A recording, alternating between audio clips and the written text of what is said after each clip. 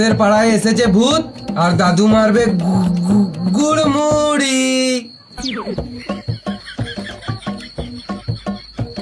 দাদু, ভূতটা কেমন দেখতে বটে? তোর মতো দেখতে পারে রে শুয়োরের বাচ্চা। তাহলে তো আমরা ডেলি ভূত দেখছি। তোর মতো যখন আমি ইয়াং ছিলাম তখন একবার ভূত দেখেছিলাম। হ্যাঁ মা, দাদু বোকাচোদা বানাচ্ছে, ভূত টুত কিছু হয়ই না। বেশ, শ্মশানে আমি একটা লাল কাপড় রেখে আসবো। তোর গাড়ি যদি দম থাকে তাহলে ওই কাপড়টা নিয়ে আসবি, দেখবো তো। ও পারবে না, ওর ভয় গাড় ফেটে গেছে, গাড়টা পুলুক পুলুক করছে। তোদেরকে একটা কথা বলি শোন, যখন আমি ইয়াং ছিলাম তখন দাদু কেমন ছিল, এখনো ঢেমনে আছি। তোর বউটাকে পাঠাস সালো। আমি আগে প্রচুর মাছ ধরতাম, রাত দিন মানি নাই, গাড় ফাটিয়ে মাছ ধরেছি।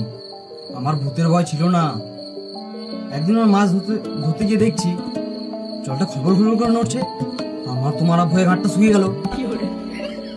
ঘাটটা শুকিয়ে গেল কিন্তু তারপরেও আমি এগিয়ে গেলাম। তারপরেও আমার ফুলি ফুলি গাঁ কাঁপছিল। ওই ভূতটা তো কিছুই ছিল না। এখন যে ভূতটা আছে না, সেটার নাম হলো স্প্রিং ভূত।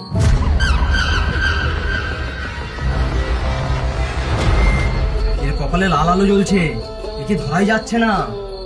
আলোটা এখনই এখানে আছে, আবার এখনই লাফিয়ে অন্য জায়গায় চলে গেছে। এই লাল আলো, লাল আলো।